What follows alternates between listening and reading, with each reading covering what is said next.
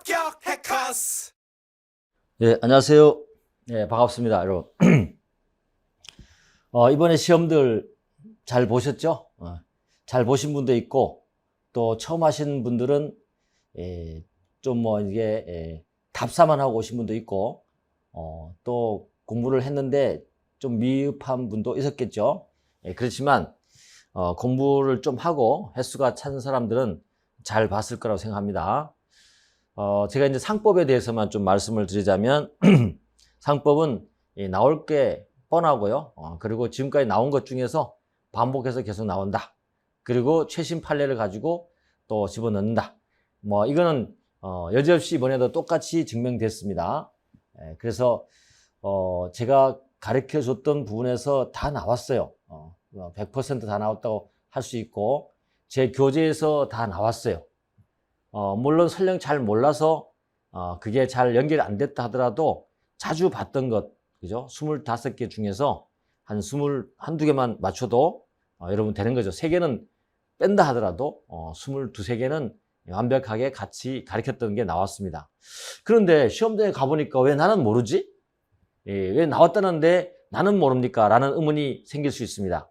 그거는 뭐냐면, 여러분들이 내가 강의를 하면서 여러분에게 말씀드렸지만, 익숙하지 않으면 옷을 갈아입어 버리면 누군지 모른다, 그죠? 사람도 어때요? 자주 보고 정말 익숙한 사람이 아니면 화장만 다르게 하고 옷만 바꿔 입어도 그 사람이 그 사람인지 잘 못 알아볼 때가 있죠, 그죠? 똑같습니다. 동일한 내용이 나온다고 했는데도 살짝 말을 바꾸거나 아니면 똑같이 나왔음에도 불구하고 시험장애물을 해서 익숙하지 않다 보니까 금방 알아차리지 못하는 경우가 있어요. 똑같이 나와요. 똑같은 옷을 입고 나왔는데도 금방 알아차리지 못하는 경우가 있거든요.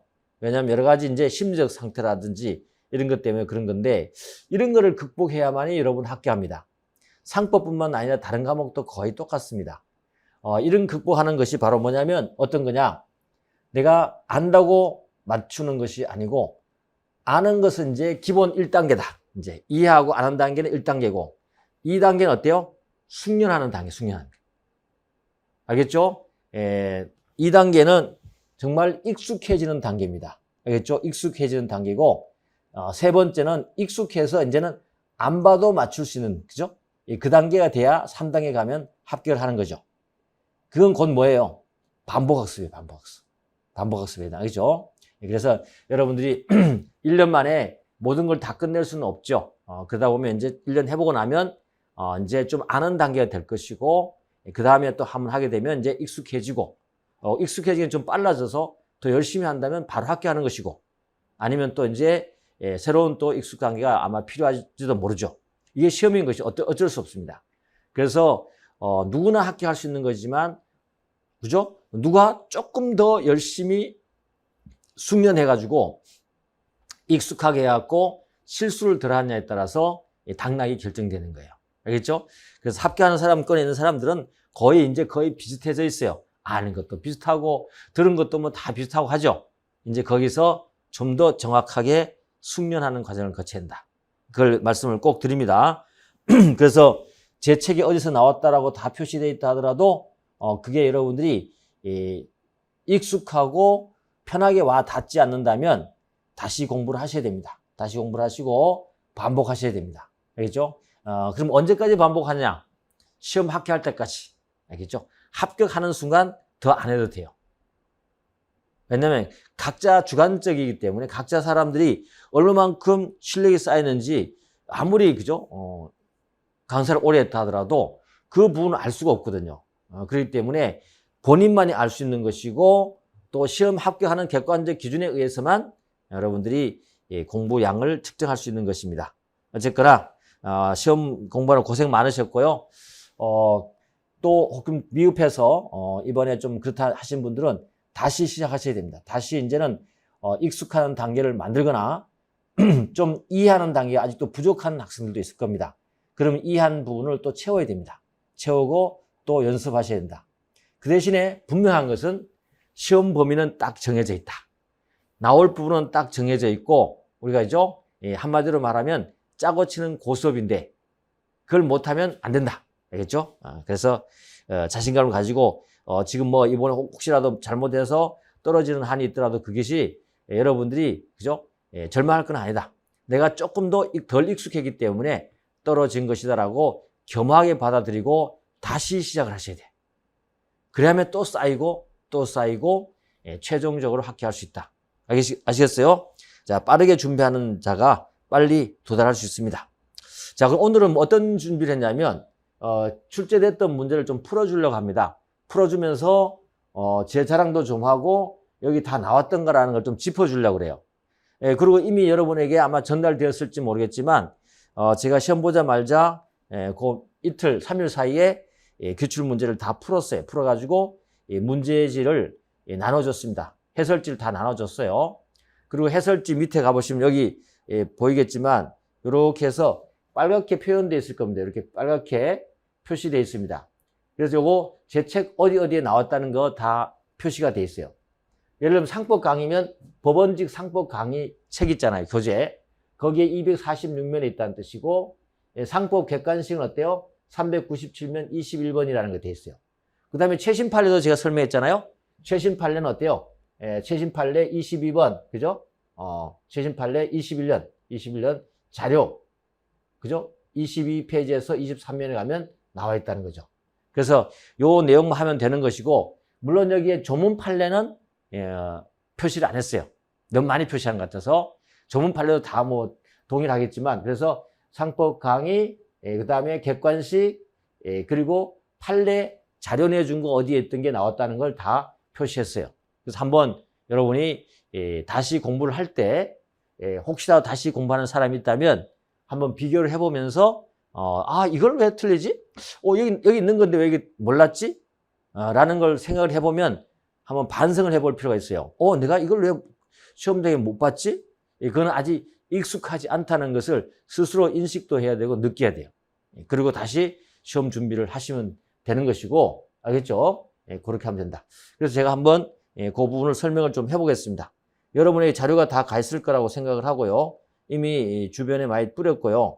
그 다음에 제 카톡방에 들어있는 학생들, 카톡방에 들어오면 가장 빠르게, 그죠? 제 정보를 전달할 수 있습니다.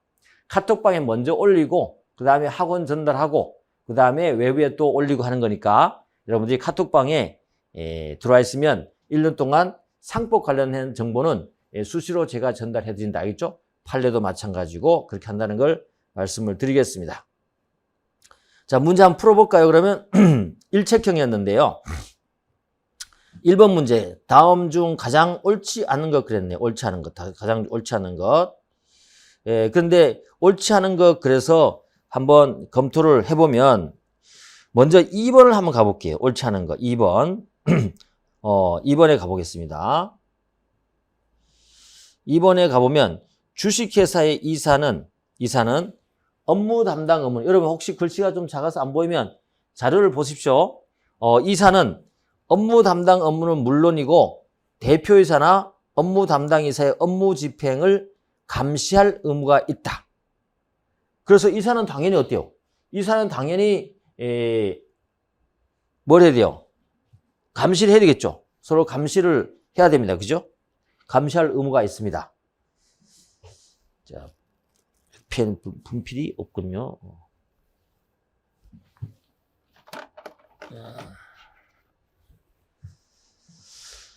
자, 하도록 하겠습니다. 어쨌거나 이렇게 해서 펜이 없어서 일단은 그래요. 이걸로 하겠습니다. 이사는 감시 의무 있다는 걸 말씀을 드렸죠. 대표이사나 업무 담당 이사의 업무 집행을 감시할 의무가 있고요. 스스로 또 지켜야 되겠죠.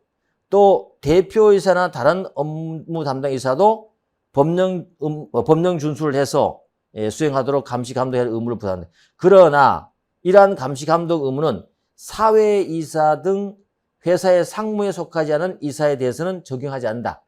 아니라 그랬죠. 제가 사회이사도 동일하게 주주총회에서 임명되고 일반 이사와 다를 바가 없어요.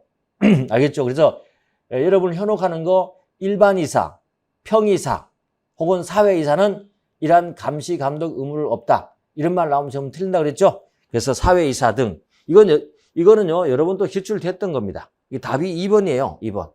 예, 그리고 시험장에서는 여러분 어때요? 답만 고르면 되는 거예요. 공부하지 마시고 바로 넘어가야 된다. 그죠?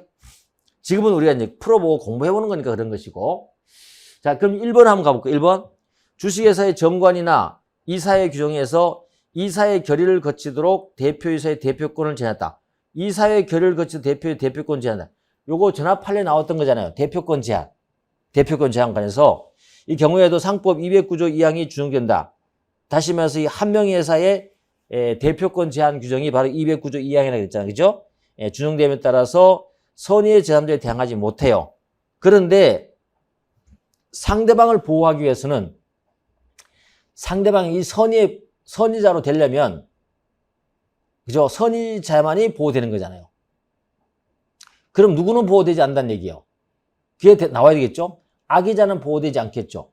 그럼 과실자도 보호되지 않아야 될 텐데 과거에는 이 과실 있는 자도 보호되지 않았어요.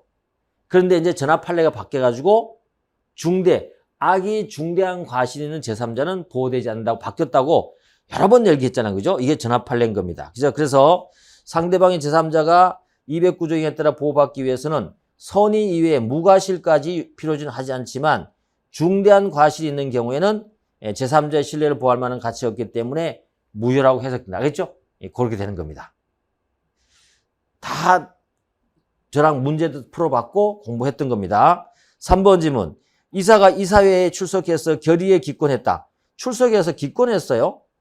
이것도 여러분 봤잖아요. 기권한 것이 다시 말해서 이의를 제기한 것이 아닌가 이 문제였잖아요. 그죠? 의사록이 기재된 경우에 이사는 이의를 한 기재가 의사록에 없는 자, 그죠? 없는 자라고 볼 수 없죠. 그죠? 없기 때문에 3구조 자망에 따라 이사회 결의에 찬성한 것으로 추정할 수 없죠. 그래서 찬성한 것으로 추정할 수 없다. 기권은 그죠? 기권한다는 게 표현되어 있는 거잖아요. 그죠? 그래서 같은 조 2항의 책임을 부담하지 않습니다. 그래서 기권했다라고 하는 거. 알겠죠? 기권했다라는 거. 이거는 이의를 한 기재가 없는 자. 다시 말해서 이의한 거가 똑같은 게 아니에요. 이의를 제기했다는 거 하고 있죠? 기권했다는 건 완전 다른 거죠. 그죠? 그것도 이미 여러 번 나왔고 우리가 배웠던 겁니다. 그 다음에 4번. 주식회사의 이사회의 역할, 파산이 주식회사에 미치는 영향, 회생절차 개시 신청과 균형, 이런 것들 비춰볼 때 자본금 총액 10억 원 미만 소규모 회사죠. 이 소규모 회사의 주식회사가 아닌 거죠. 규모 주식회사가 아닌 주식회사의 대표이사가 회사를 대표해서 파산 신청할 경우에 대표이사의 업무 권한인 일상 업무에 속하지 않은 중요한 업무에 해당되기 때문에 이사회 결의가 필요하다고 보아야 되고 이사회 별도의 파산 신청권이 인정된다고 해서 달리 볼 수 없다. 다시 말하면 파산 신청이 대표이사가 이사회 결의 없이 스스로 혼자 할 수 있냐 이 말이에요. 보통은요. 대표이사는 어때요? 대표이사는 업무를 집행하지만 이사회 결의한 것을 업무를 집행하게 돼 있어요. 그리고 법에도 그렇게 나와 있고요. 또 중요한 업무에서는 반드시 이사회 결의를 거치도록 돼 있어요. 그렇지 않고 중요하지 않고 일상적인 업무는 어때요? 이런 거는 대표에서 업무 집행할 수 있죠. 그럼 중요한 업무냐, 일상 업무냐에 대해서 법의 규정이 없는 것은 다툼이 생기겠죠. 그래서 항상 새로운 어떤 업무 집행이 있을 때 다툼이 생기면 판례가 이렇게 얘기를 해준단 말이죠. 그래서 최신 판례에서 제가 설명했잖아요. 뭐 대표이사 이 파산 신청하는 거 있잖아요. 회생 절차 개시 신청 있죠. 요거는 회사에 대해서 굉장히 중요한 어떤 업무가 된다고 했죠. 그렇기 때문에 요거는 대법원이 뭐라고 판단했습니까? 대표이사는 이사회 결의를 거쳐야 되는 중요한 업무라고 봤다고 했잖아요. 그죠? 그게 시험에 나왔잖아요. 요 4개 지문은 전부 다 같이 우리 같이 공부해봤던 내용이에요. 물론 맞추셨겠죠? 맞추신 걸로 알고 넘어가겠습니다. 맞추신 걸로 알고. 자, 됐죠? 1번은 그렇게 풀면 되고 제가 그 해설해 보면 책까지 표시 다 해놨습니다. 알겠죠? 펴놨기 때문에 여러분 보시면 될 것 같아요. 2번을 가보겠습니다. 2번에 다음 중 가장 옳지 않은 거 그랬어. 2번 다음 중 가장 옳지 않은 것.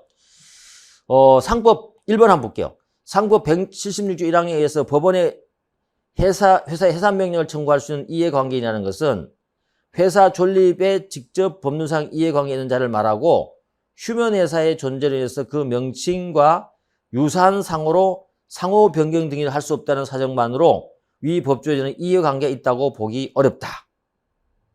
그죠? 보기 어렵다.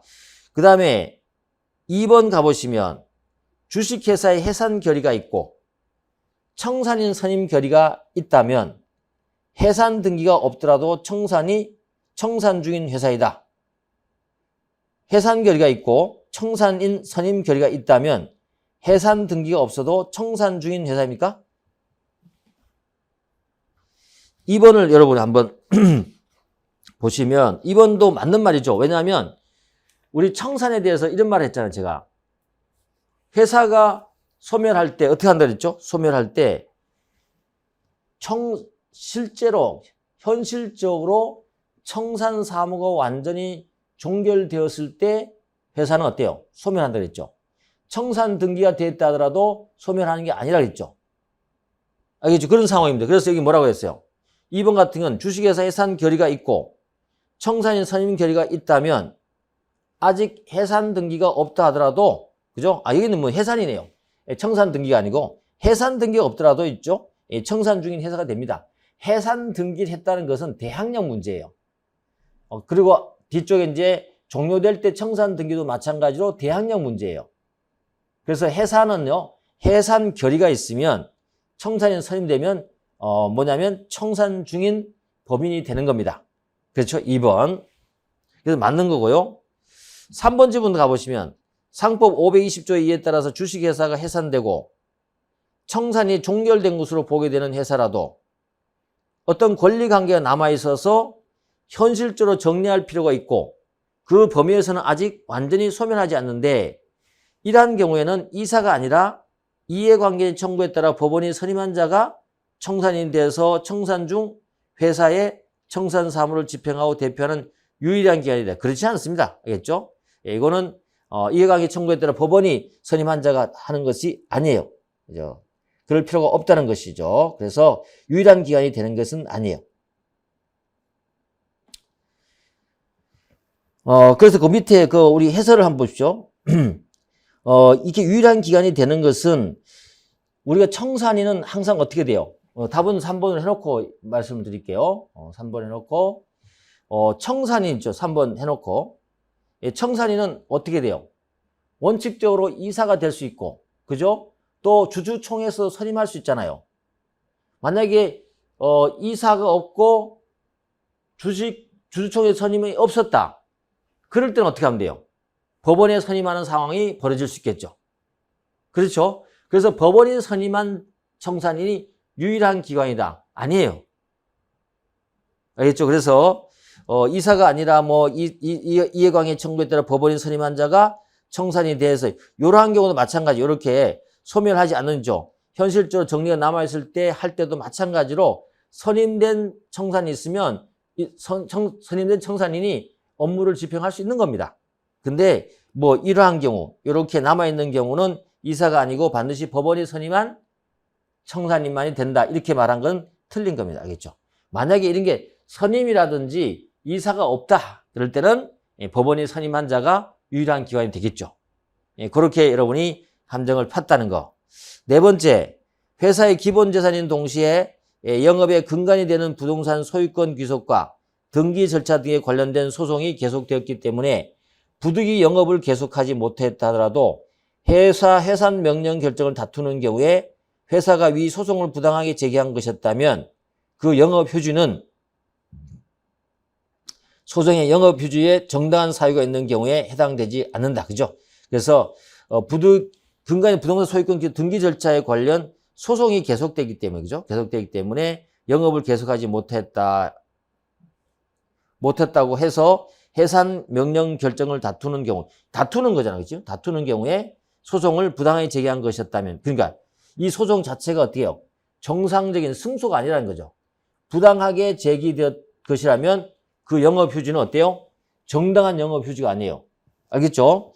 부당하게 그 영업휴지를 제기하고 다퉜던 거잖아요. 그죠? 그렇기 때문에 이거는 정당한 영업 휴지로 볼 수 없습니다. 그래서 4번도 그 책에 다 있는 것들이니까 여러분 살펴보시면 된다. 그죠? 됐고요. 그 다음에 여러분 어디 가냐면 3번 문제 한번 가보실래요? 3번 문제. 3번 문제는 위탁매매업에 대해서 나왔네요. 3번에는 위탁매매업 문제가 나왔습니다. 위탁매매업은 우리가 여러 번 해봤던 거잖아요. 그죠? 그래서 어디서 문제 답을 했는지 한번 찾아보도록 하겠습니다. 1번.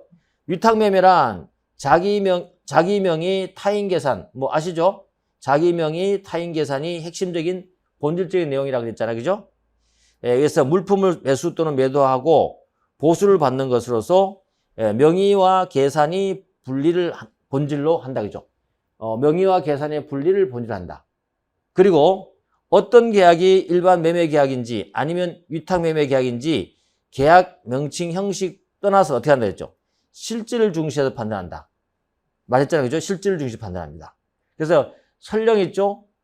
위탁 매매라는 말을 안 쓰고 있다 하더라도 자기가 중개업이라고 짜라고 이렇게 막 소개를 했다 하더라도 위탁 매매의 본질적인 내용, 자기 명의 타인 계산으로 이렇게 만약에 거래를 한다 그러면 실질적으로 따져서 우리가 위탁 매매업을 한다고 말했잖아요. 그죠? 예, 그런 거죠. 그래서 이는 자기 명의로서 그러나 타인 계산으로 매매 아닌 행위를 영업을 하는 이른바 준위탁 매매에서도 마찬가지다. 그렇죠? 준위탁 매매, 타인 계산으로 준위탁 매매는 뭡니까? 위탁 매매만 다 똑같지만 위탁 매매는 매매 행위를 갖다가 대상으로 하지만 준위탁 매매는 뭡니까? 매매 아닌 행위를 영업을 하는 자를 우리가 준위탁 매매를 하자. 그죠? 그 나머지 구조는 똑같기 때문에 그대로 적용된다고 말했습니다. 1번 맞아요. 2번 위탁 매매는 위탁자를 위한 매매로 인해서 상대방에 대해서 직접 권리를 취득하고 의무를 부담한다. 그렇죠. 위탁 매매는 돈만 남해도 타인 계산을 하고 자기 명의로 하기 때문에 어떻게 된다요? 자기 책임하에 모든 거래를 하는 거예요. 당사자. 그죠? 그래서 2번도 맞는 말이다. 3번 위탁매매는 그가 제3자에 대해서 부담하는 채무를 담보하기 위해서 위탁매매는요. 제3자에 부담하는 자기 채무를 담보하기 위해서 채권자에게 위탁매매로 취득한 채권을 어때요? 자기 채무에 그죠? 보증으로 다시 말해 양도했어요. 채권을 담보하기 위해서 위탁매매를 하도록 채권자의 위탁매매로 취득한 그 채권을 양도했다는 거죠. 그래서 여기서는 어떻게 돼? 이것도 다 봤던 거잖아요. 위탁매매 계약으로 인해서 위탁매매인이 취득한 물건이나 권리는 이건 누구의 소유로 본다 그랬죠? 위탁자, 위탁매매인, 위탁매매인의 채권자 사이에서는 누구 걸로 본다? 위탁자 걸로 본다 그랬잖아요. 그죠? 그러니까 이 채권도 어때요? 누구 거예요? 위탁자 것이에요. 이걸 다른 사람한테 양도했단 말이죠. 위탁매매인이. 그럼 남의 채권을 양도한 거잖아요. 그죠? 법적 효과가 없어요. 알겠죠? 예, 그렇게 되는 겁니다. 그래서 3번도 보면 그래서 위탁자에 대한 관계에서는 위탁자에 속하는 채권을 무권리자로서 양도한 것이고, 그죠? 무권리자 양도한 것이고, 따라서 채권 양도는 양수인이 그 채권을 선의 취득했다는 등의 특별한 사정이 없는 위탁자에 대한 효력이 없어요. 왜? 남의 채권을 넘겨줬기 때문에 위탁자에 대해서는 어때요? 효력이 없어요. 이해됐죠? 예, 그렇게 된 거. 이것도 다 해봤던 거죠. 그 다음에 4번 가보시면 위탁매매인은요, 위탁매매인은 위탁자를 위한 매매에 관해서 상대방이 채무를 이행하지 않은 경우에는 다른 약정의 관습이 없는 한 위탁자에 대해서 위탁매매인은 이를 이행할 책임이 있다. 이게 바로 뭐죠? 위탁매매인의 이행담보 책임이라고 했죠. 이행담보 책임. 아시겠죠? 그래서 이행담보 책임이 있다. 이러한 위탁자, 위탁매매인에 대한 이행담보 책임, 이행청구권은 상인이 판매한 상품의 대가에 해당되기 때문에 소멸시효도 어때요? 단기 3년, 민법 163조 6호에 따라서 3년의 소멸시효에 걸린다? 이거는 아니에요. 요거는 어때요? 물건 판매 대가 개념이 아니잖아요. 이행담보 책임, 이행청구권 어때요? 상행위를 통해서 발생하기 때문에 상사시효 5년이 걸리는 거예요. 알겠죠? 그래서 여긴 답이 4번입니다. 소멸시효 부분에서 설명했고 위탁매매에서도 설명했던 부분이죠. 그죠? 그래서 상품의 대가로 판매한 그런 개념이 아니고 이행담보 책임이야. 위탁매매인이 거래한 상대방이 그것을 이행하지 않음으로 해서 위탁매매인이 위탁자에게 그 내용을 이행하는 거잖아요. 그죠? 그런 것들은 이렇게 보시면 된다. 그죠? 그래서 5년의 상사시효다. 이것도 다 배웠던 거고 책에 다 있는 겁니다. 자, 그 다음에 4번 한번 가보실래요? 4번. 4번은 상호 소경에 관한 것이네요. 영업 양수인이. 이것도 뭐 머리에 떠올라야 되죠. 상호 소경의 양수인의 책임, 양수인의 상호 소경 책임, 뭐 이런 걸 따져봐야 되죠. 그러면 영업을 양도받은 자가, 양수한 자가 상호를 소경했을 때 양도인의 채권자, 채무자에 대한 그죠? 어떤 뭘 보여준 거죠? 외관주의, 그죠? 상호를 사용하면서 외관을 보여준 거죠. 책임지겠다고. 그때 책임지는 것이 바로 이런 것입니다. 그래서 외관주의가 법리가 적용되는 것이죠. 1번 가보시면 1번 가보겠습니다. 상법 42조 1항은 영업 양수인이 양도인의 상호를 계속 사용하는 경우에 양도인의 영업을 위한 제3자의 채권에 대해서 양수인도 변제할 책임이 있다. 그죠? 상호를 계속 사용할 때는 양수인도 변제할 책임이 있다. 외관주의 법리에서. 그래서 양도인이 여전히 주채무자로서 채무를 부담하죠. 양도인도 채무도 부담하고 양수인도 함께 변제 책임지는 거죠. 이걸 우리가 연대 책임을 하는데 부진적 연대 책임을 하잖아요. 그죠? 변제 책임을 지도록 하고 있지만 위 규정이 영업 양수인이 양도인의 영업 자금과 관련한 피보증인의 지위까지 승계하도록 한 것이라고 보기 없다. 그래서 제가 피보증인 그림을 한번 설명해 드렸잖아요. 그죠? 피보증인. 이 피보증인까지 넘어가는 것은 아니다. 했잖아요. 그죠? 피보증인. 갑이, 그죠? 이렇게 을에게 영업 양도를 했다고 합시다. 그럼 양도인이죠? 양도인인데, 양도인이요. 돈을 K은행으로부터, 예를 들면, 1,000만 원을 빌렸다. 여기에 P라는 사람이 뭘 했다? 보증을 해줬다. 그죠? 그러면 이 갑은 뭐가 되는 거죠?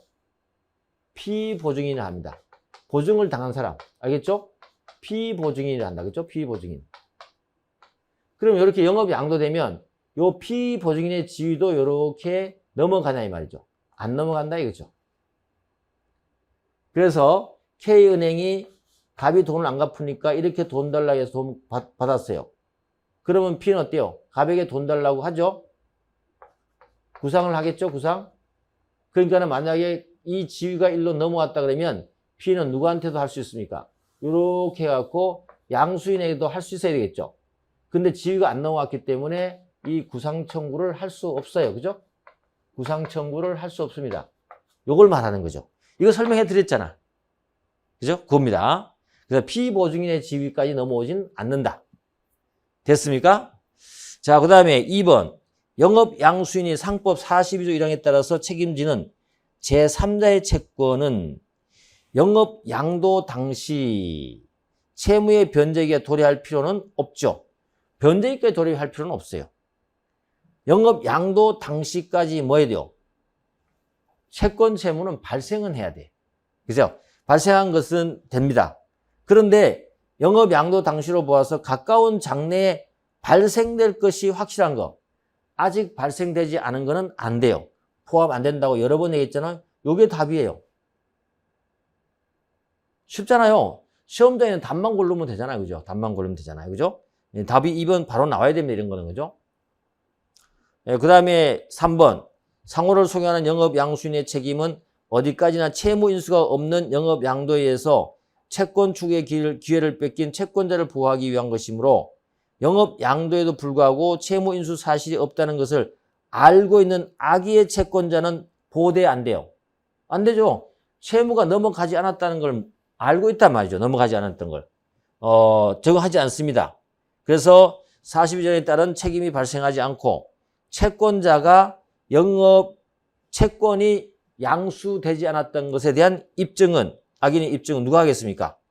그 책임을 면하려는 영업 양수인이 해야 되겠죠. 너 알고 있었지 않느냐? 내가 이 영업 양도하면서 채권자 채무 안 가져온다는 거 알고 있었지 않느냐? 라고 입증해야 된다. 그죠? 예, 그래서 3번. 4번. 채권자가 영업 양도 무렵에 채무 인수 사실을 없음을 알지 못했어요. 요거 최신 판례라 그러면 설명 다 했던 거 아니에요? 채권자 영업 양도할 때는 몰랐어요. 채무가 인수 안 된 걸 몰랐어요. 그죠? 경우에는 특별한 사정이 없는 한 영업 양수인이 변제 책임을 발생하고, 근데 이후에 채권자가 나중에 채무 인수를 안 했네? 라고 나중에 알게 됐어요. 그러면 이미 발생한 양수인이 채권자에 대해, 그죠? 책임져야 될 이 책임이 채권자가 나중에 알았다고 해서 소멸될까요? 그렇지는 않습니다. 그죠? 그건 소멸되지 않습니다. 왜 그럴까요? 이 영업 양수인이, 상호 소유하는 영업 양수인이 책임지는 것은 외관주의 법리 때문에 그래요. 외관주의 법리. 외관주의 법리는 뭐죠? 겉으로 드러난 걸 믿은 채권자를 보호하는 거잖아. 그죠? 그렇기 때문에 그 믿은 것 자체가 이미 신뢰가 발생해버렸죠. 그 이후에 채무가 인수되지 않은 것을 알았다 하더라도 이미 발생한 외관주의 법리에 의한 책임은 소멸되지 않는다. 그래서 영업 양수인은 책임져야 돼. 그러니까 넘어갈 때는 채무가 인수되지 않은 걸 몰랐어. 나중에 얘기 나누다 보니까, 한참 후에 나누다 보니까 채무 인수 안 된 게 알았네. 그렇다 하더라도 영업 양수인은 책임져야 된다. 알겠죠? 그 말이다. 그걸 여러분이 4번. 이것도 최신 판례로 설명이 다 됐던 거잖아요. 이해되셨죠? 다 알 걸로 믿습니다. 여러분들이 들었다는 거. 전혀 금시초문이다. 그러면 공부 조금 더 하셔야 돼.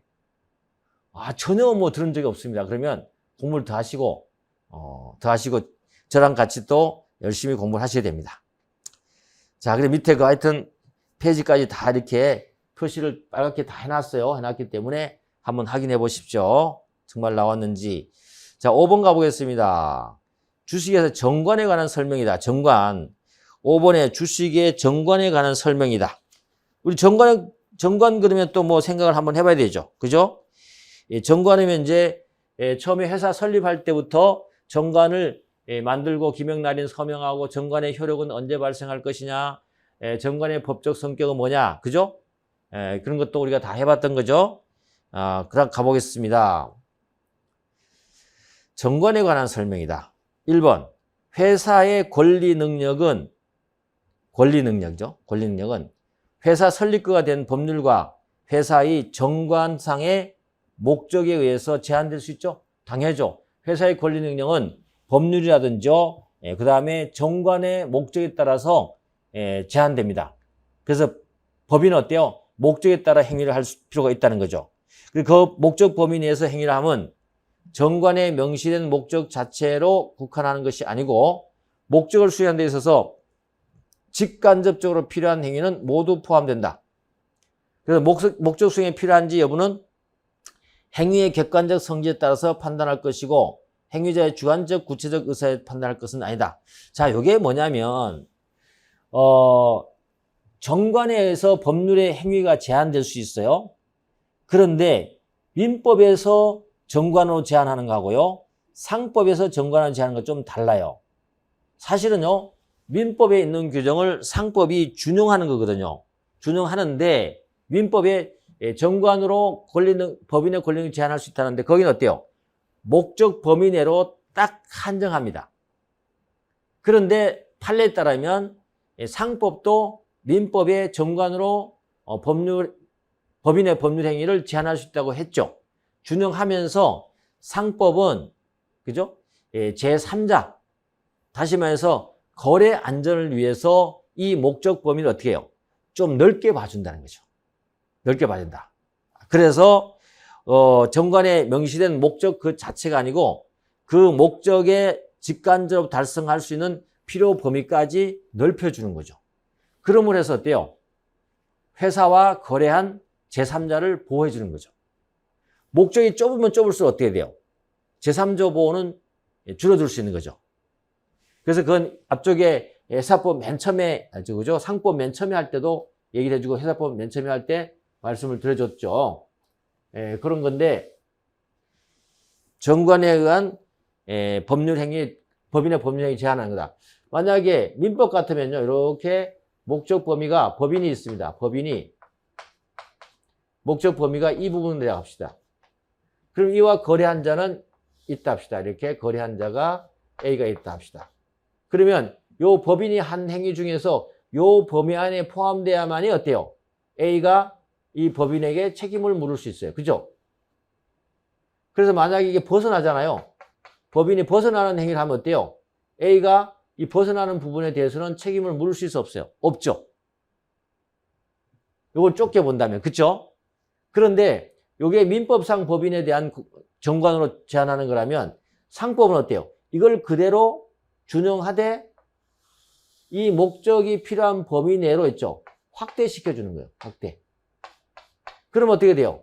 제3자와 거래 안전을 위해서 거래했을 때 민법으로 봤을 때는 여기만큼의 행위하는 부분에서는 법인이 책임을 안 지니까 A가 손해를 보게 됐죠. 그런데 범위를 살짝 넓혀주니까 여기서 하던 행위도 어때요? 법인이 A에 대해서 책임을 지는 상황이 벌어지는 거죠. 거래 안전을 위해서 더 좋아지는 거죠. 그걸 말하는 거죠. 그래서 뭐라고 그랬습니까? 정관에 명시된 목적 자체에 국한되는 것이 아니라 목적 수행을 위해서 필요한데 직간접적으로 필요한 행위까지도 어때요? 여기에 포함되겠다. 이렇게 한 거죠. 그래서 상법은 좀 더 넓혀준다. 그런 의미에서 여러분들이 알아주면 될 것 같아요. 그래서 1번도 맞는 지문이다. 그죠? 맞는 지문이다. 자, 그 다음에 2번 보시면 대표이사가 정관에 규정된 병합주권의 종류와 다른 주권을 발행한다 하더라도 회사가 이미 발행한 주식을 표창하는 주권을 발행해버렸다면, 알겠죠? 해버렸다면, 단순히 정관의 임의적 기재상에 불과한 병합주권의 종류에 관한 규정에 위배되었다는 사유만으로 이미 발행된 주권을 무효라고 할 수 없다. 이것도 얘기했잖아요. 주식 발행하는 데 있어서 원래 대표이사가 하는 거거든요. 대표이사가 예를 들면 이사회 결의를 거쳐야 된다든지 그렇게 해서 주식을 발행해야 되는데 만약에 대표이사가 이사회 의결을 거치지 않는다는 등등 있죠. 잘못 발행을 했어요. 그래서 이미 발행이 되어버렸어요. 그렇다 하더라도 그 주식 발행된 거 있죠. 이거 자체를 무효로 할 수 있어 없어요? 없다고 판례가 봤던 거예요. 알겠죠? 판례가. 왜냐하면 이해관계가 벌써 있는 사람이 많이 생겼고, 알겠죠? 그리고 이게 뭐죠? 임의적 기재사항에 불과하다는 거죠. 그렇기 때문에 이걸 가지고 이미 형성된 다수의 법률 관계를 무효시킬 수 없다는 거죠. 우리 판례가. 그죠? 이것도 말씀을 드렸습니다.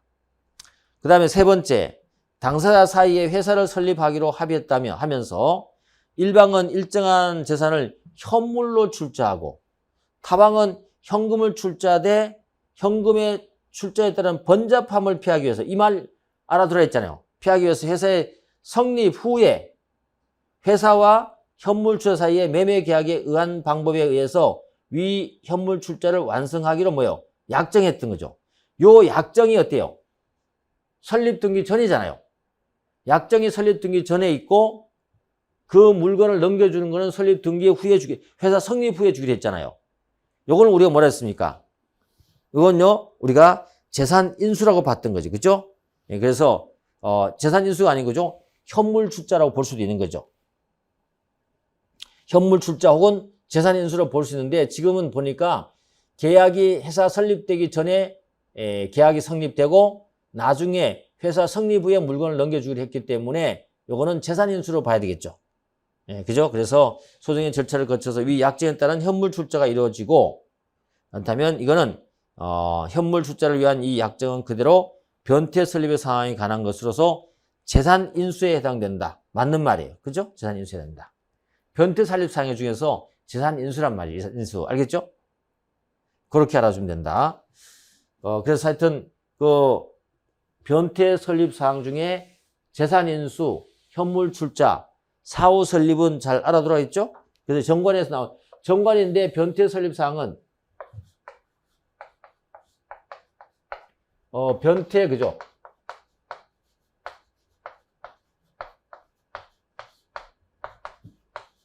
이거는 뭐죠? 상대적 기재상이죠. 그죠? 기재상이다. 그래서 어떻게 한다? 정관의 규정이 없으면 그 변태 설립사항 이 내용은 어떻게 한다? 무효다 그랬죠? 무효. 근데 어쨌거나 변태 설립사항의 종류 중에서 이렇게 설립 등기를 기준으로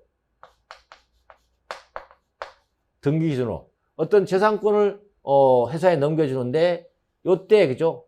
넘겨주는 약정이 있다. 그리고 물건 넘겨주는 거는 이쪽에 와서 인도를 하더라. 요거는 뭐라 했죠? 재산인수라고 그랬죠. 그죠? 재산인수. 여기서 바로 물건을 넘겨주고 하는 거 현물 출자. 그죠? 그런데 회사 설립 등기 후에 약정하고 그 다음에 인도가 있더라. 요건 뭐라 했죠? 사후 설립. 알겠죠? 이렇게 되는 거죠. 그렇게 좀 구분을 해주면 된다. 그죠? 요게 설립 등기 기준을 따진다. 그죠? 자, 됐고 4번 가봅니다. 정관은 원칙적으로 각 발기인이 정관의 기명 날인 또는 서명함으로써 효력이 생긴다? 아니죠. 발기인 나오면 벌써 회사 설립 때 정관의 효력 발생이잖아요. 회사 설립할 때 정관의 효력 발생은 어떻게 했습니까? 공증인의 공증을 거쳐야 돼. 주식회사라고 했잖아요. 주식회사와 유한회사는 설립할 때 정관은 공증인의 공증을 거쳐야 효력이 있습니다. 근데 만약에 만들어진 정관을 나중에 변경할 때는 그런 게 필요 있어 없어요? 없다. 그렇죠? 예, 그렇게 해서 4번이 답이 너무 쉽게 나왔네. 알겠죠? 그래서 문제 풀 때 내가 뭐라 그랬어요? 짧은 지문부터 빨리 보라 그랬죠? 보고 거기서 답이 나오면 넘어가야 된다고. 그렇게 해서 풀면 됐다. 자, 하여튼 나와서 보니까 다 보이죠? 그죠? 나와서 보니까 시험장에서 잘 안 보이는 거죠? 잘 안 보이는데 나와서 보면 지금 다 보입니다. 왜 저걸 틀렸지? 라고 할 정도일 겁니다. 분명히 제가 다 얘기해 줬으니까. 예, 그죠? 자, 1번 가봅니다. 6번에 주식회사 기관에 관한 설명이다. 기관에 관한 설명이다. 회사가 이사의 자리를 떠난 사람을 상대로 자리를 떠났다는 것은 퇴임이 있다는 거죠. 퇴임이사인 거예요. 퇴임이사. 상대로 소송을 제기했다는 거죠. 이런 경우는 소송이 목적인 권리관계가 이사의 재직 중에 일하는 사유라는 것이라면 상법 394조 1항에 따라서 감사가 회사를 대표한다. 예, 보세요.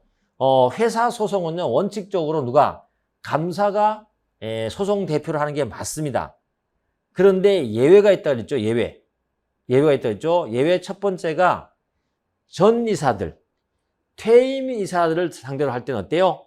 그냥 대표이사가 해도 된다가 판례 입장이에요. 그래서 여기는 감사가 틀리고 대표이사가 된다라고 여러 번 제가 강조했던 것이죠. 알겠죠? 1번이 틀렸습니다. 2번 틀렸다. 또 한 가지 예외가 있다 그랬잖아요. 그래서 원래는 감사가 해야 되는데 감사가 하지 않아도 되는 거죠. 또 한 가지 예가 있다 그랬죠. 그게 뭐예요? 첫 번째는 전직이사 상대. 조금 전에 말했던 거기 나왔던 거. 두 번째는 법원이요. 법원이 선임한 일시이사. 일시이사가 변호사 자격증을 갖고 있을 때. 이럴 때는 어때요? 예외적으로 어떻게 한다? 이사지만 대표이사지만 뭐 한다? 회사 관련 소송을 할 수 있다. 예외적으로 회사 소송을 할 수 있다. 소송을 누가 한다? 대표이사가 한다. 감사가 하지 않는다. 그죠? 감사가 하지 않는다. 이거 있잖아. 이거 가르쳐 줬잖아요. 다. 하여튼 뭐 다 해드린 거니까 지금은 그냥 그렇게 하고 넘어가겠습니다. 다음 찾아보십시오. 그 다음에 2번. 주식회사의 정관 또는 주총의 결의로 이사의 임기를 별도로 정하지 않은 때에는 상법에서 규정하고 있는 이사의 임기의 최장기인 3년을 경과하지 않은 동안에 이사가 해임되더라도 그로 인한 손해배상을 청구할 수 없다. 이사의 임기를 별도로 정하지 않았을 때는, 그죠? 그때는 임기 최장기 3년을 경과하지 않은 동안에 해임되더라도 손해배상 청구할 수 없다. 이 말은 무슨 말이에요? 이사의 임기 최장기 3년 자체가 이사의 임기입니까? 아니라 그랬죠. 이사의 임기를 잡으려면 어때요? 3년을 초과할 수 없다 했기 때문에 3년 안에 1년이면 1년, 2년이면 2년 분명히 정해야 된다 그랬죠. 정하지 않으면, 그죠? 정하지 않으면 이사의 임기를 정한 게 아니에요. 그래서 3년 초과하지 않다가 임기가 된다고 임기가 될 수 있는 게 아니라고 했죠. 판례가, 그죠? 그런 겁니다. 그래서 손해배상을 청구할 수 없어요. 원래는 이사는 임기 내에 정당한 이유 없이 해임되면 회사에 대해서 손해배상 청구할 수 있거든요. 그죠? 그런 겁니다. 그래서 이 최장기인, 임기의 최장기인 3년을 초과할 수 없다는 그거는 어때요? 하나의 한계를 정해놓은 것이지 어떤 이사의 임기를 말한 것은 아니다. 구체적인, 그죠? 자, 그 다음에 3번. 회사의 채무부담행위가 상법 398조 소정에 이사의 자기거래에 해당돼서 이사의 승인을 받아야 된다. 그죠? 승인을 요한다고 할지라도 이 채무부당행위에 대해서 사전에 주주 전원의 동의가 있었다면 회사는 이사의 승인이 없었음을 이유로 그 책임을 회피하면 돼, 안 돼요? 안 되죠. 안 된다. 그죠? 원래 이사의 승인이 있어야 되는데 예외적으로 미리 있죠. 주주 전원의 동의로 해서 전원의 동의로 승인을 했었다는 거죠. 있었다는 거죠. 근데 나중에 상대방이 채무를 이행하라고 하니까 우리 이사의 승인은 한 적 없는데 그래서 우리는 돈 줄 수 없어 하면 안 된다는 거죠. 그런 말입니다. 그 다음에 4번도 별로 어렵지 않습니다. 이사 감사에 대한 퇴직 위로금도 보수의 일종으로 정관에 그 액을 정하지 않으면 주총의 결의로 이를 정해야 된다. 그렇죠? 이것도 했고. 다 어렵지 않았습니다. 하여튼 간에 뭐 저만 어렵지 않은 것이 아니고 어렵다기보다도 다 제가 가르쳐준 데서 다 나왔다.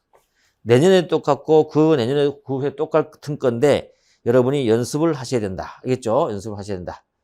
숙련을 해야 된다. 자, 7번 가봅니다. 주총의 특별결의관 다음 설명 중 옳지 않은 것. 그죠? 자, 1번 봅니다.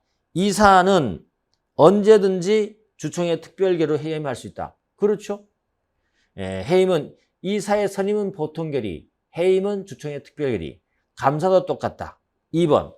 정관의 변경은 주총의 특별결의해야 된다. 정관 변경은 당연한 거죠. 기본적인 거죠. 정관 변경. 그래서 이사 해임, 정관 변경, 특별결의 맞다. 3번. 회사 영업의 중요한 일부를 양도한다. 주총의 특별결의 세다. 맞다. 아유, 너무 쉽다.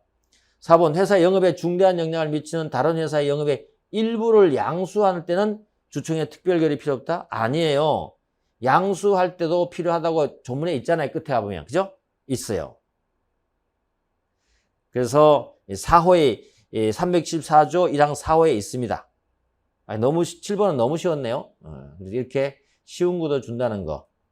자, 8번 가보시면 상인간 매매다. 그죠? 8번에 상인간 매매. 상인간 매매. 다시 말해서 매매 특칙인 거죠. 상인간 매매 그러면 매매 특칙을 말하는 거예요. 알겠죠?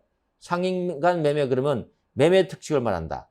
이 상법에 매매 특칙이 있다고 그랬죠? 매매 특칙. 이 매매 특칙은 어떤 게 있습니까? 매수인의 목적물 검사 통지 의무, 확정기 매매, 그 다음에 매도인의 그죠? 매도인의 목적물 보관 공탁 경매 의무, 매수인의 목적물 보관 공탁 경매 의무, 요런 게 있잖아요. 그죠? 요런 게 있는데 상인간 매매에서 특징이 뭐예요? 상인간 매매에서는 쌍방 당사자가 뭐가 돼야 돼요? 쌍방 당사자가 상인해야 되는 거죠. 그런 특징이 있다. 자, 1번. 그래서 뭐라고 했어요? 상인간이라는 말이 나와 있다는 거 아실 거고, 1번. 상인간의 매매에서 매수인이 멸실 또는 훼손될 염려가 있는 목적물의 수령을 거부하거나, 그죠? 매수인이 지금 수령을 거부한다니까. 그러면 매도인이 물건을 공탁 경매하겠네. 그죠? 그래서 매도인은 어때요? 상당한 기한을 정하고 최고 없이 곧바로 경매할 수 있다. 기간을 정한 최고 없이 곧바로 경매할 수 있다.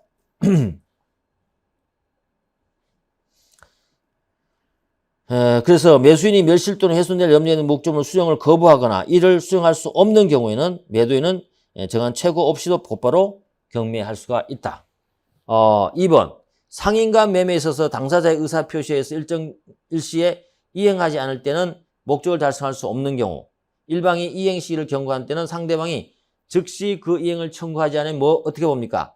계약을 해지한 것으로 본다고 했죠. 해지한 걸 간주한다. 이걸 우리가 정기행위라고 하죠. 다시 말해 확정기 매매를 하죠. 이걸 우리가 확정기 매매라 그래. 근데 민법에 있는 정기행위와 같다 그랬죠. 다른 점은 뭐예요? 민법의 정기행위는 해제권이 발생하는 것이고 상법의 확정기 매매는 어때요? 상대방이 이행 청구를 하지 않으면 바로 해제된 것으로 간주시켜 버리는 거죠. 그죠? 그런 차이가 있다.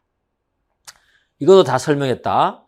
그래서 3번 상인과 매매에서 매수인이 목적물 수령할 때 지체 없이 이를 검사해서 하자 또는 수량이 부족함을 발견할 경우에는 즉시 발견할 수 없는 하자가 있는 때는 6개월 내에, 그죠? 6개월 내에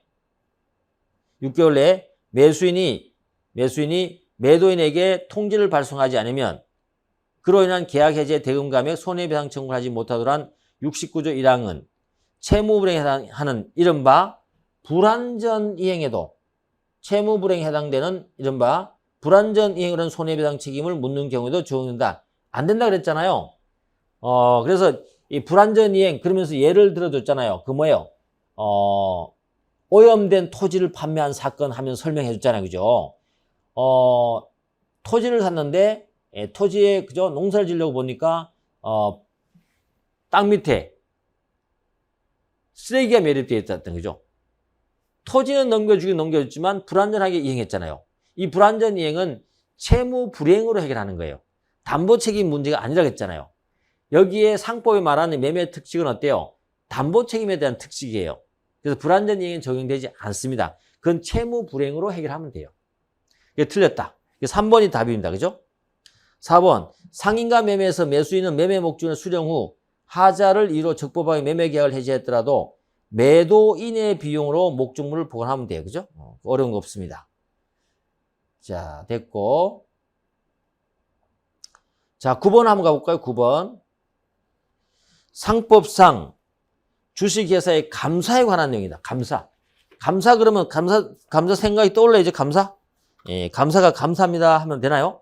아니죠. 감사에 대한 내용이 떠올라요. 감사에 대한 권리, 의무, 감사 선임, 감사 해임, 그리고 감사위원회, 요거 비교해야 된다 그랬죠? 자, 1번 가보겠습니다. 옳지 않은 것.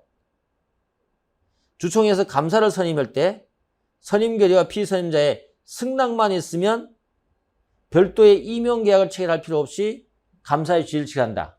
이건 전압 판례로 나왔다 그러면서 여러분 이미 출제되었던 거예요. 전압으로 바뀐 거예요. 만약에 감사나 이사가 주주총회에서 선임되잖아요. 선임되면 별도로 계약 체결할 필요 없이 알겠습니다. 승낙하잖아요. 그죠? 승낙하는 순간 바로 임기가 개시되는 거예요. 알겠죠? 요걸 말한다. 이게 맞는 말이에요. 2번 주식회사의 감사는 회사의 필요적 상세를 교환이다. 회계감사를 비롯해서 이사의 업무 집행 전반을 감시할 권한을 갖는 등 기타 법령 정무에 정한 권한과 의무가 있다. 감사는 이러한 권한과 의무를 선량한 관리자주의로 해야 된다. 뭐 어렵지 않네요. 이에 위반해서 업무 임무를 할때 때는 회사가 입은 손해를 배상해야 된다. 이사 감사 똑같은 거예요. 책임져야 되는 거죠. 그렇죠? 3번 감사 선임의 3% 초과 주식은 어떻게 돼요? 우리가 3% 초과되는 주식은 상법 371조 정족수 계산 규정에도 불구하고 총회 결의 방법과 말할 때 발행 주식 총수에 산입되지 않는다. 맞는 말이에요? 산입되지 않는다 그랬죠. 그래서 3% 초과되는 부분은 만약에 발행 주식 총수에 포함되어 버리면 보통 의결 정족수의 4분의 1이 있잖아요. 이 4분의 1을 맞출 수가 없는 경우가 발생해 버려요. 만약에 78% 주식을 갖고 있는 자가 있다. 그죠? 그랬을 때 그럼 78%에서 3% 78%에서 있다 합시다. 78% 소유하고 있다 그러면 감사 선임할 때 3%만 행사하고 나머지 75%는 어때요? 행사를 못하는 거거든요. 그렇죠? 이런 상황이 있다. 그래서 만약 이런 상황이 벌어지면 이게 만약에 발행주식 총수의 75%가 포함되어 있다 그러면 우리가 의결정족수 중에서 어때요? 결의권의 발행주식 총수의 4분의 1 있죠. 발행주식 총수의 4분의 1. 이거를 맞출 수가 없어요. 왜? 100에서 75%를 빼버리잖아. 그죠? 빼는 게 아니고 포함됐잖아. 그죠? 포함되가 만약에 100에 75%인데 이 75%가 포함되게 해버리면 3%까지 합치면 78% 됐을 때 100%라고 했을 때 4분의 1 25%를 만들 수가 없어요. 그렇죠? 만들 수가 없죠? 그래서 주식회사에서 감사는 필수 기간인데 자칫하면 어때요?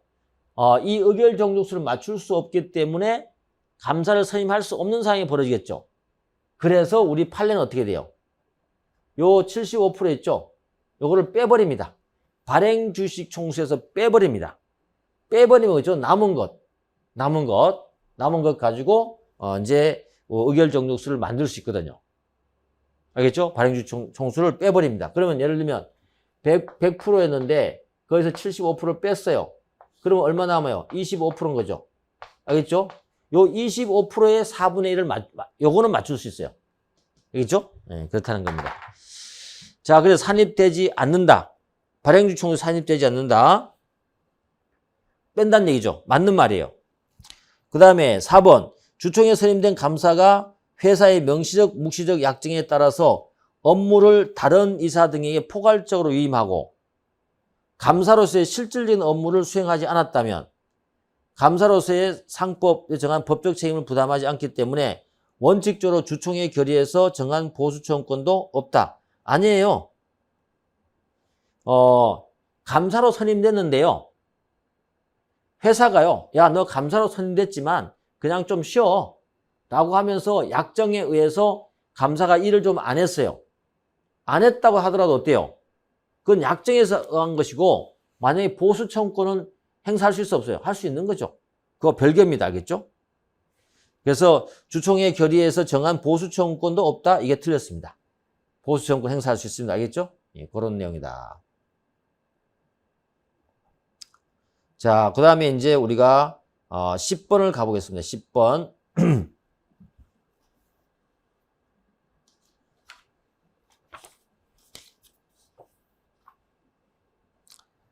10번에 가보시면 소수주주의 회계장부 등에 대한 열람등사 청구권에 관한 설명 중 옳지 않은 것. 회계장부 열람 청구권이죠. 그래서 1번 보시면 열람등사 청구권은 이유를 붙인 서면에 의해서 행사되어야 된다. 맞는 말이죠. 그죠? 그 다음에 주주가 제출하는 열람등사 청구서에는 열람등사 청구의 이유를 뒷받침하는 자료가 첨부되어야 된다. 그런가요? 그래서 이유가 사실도 모른다는 합리적 의심이 생겨야 할 정도로 기재하거나 이유를 뒷받침한 자료를 첨부할 필요가 없다고 판례가 22년 판례에 제가 다 풀어드렸던 겁니다. 알겠죠? 자료 첨부 필요 없다는 것이 판례죠. 20년 판례에서 설명했던 거잖아요. 그죠? 그 다음에 모색적 증거 수집을 위한 열람 등사 청구는 원칙적으로 허용되지 않는다 그랬죠. 그렇지만 이 모색적 증거 열람 다시면서 열람 등사 청구는 허용되지는 않지만 주주들은 어때요? 정보를 얻어야 되기 때문에 이거를 모색적 증거에 대해서 있죠. 너무 엄격하게 해석하면 안 된다. 그죠?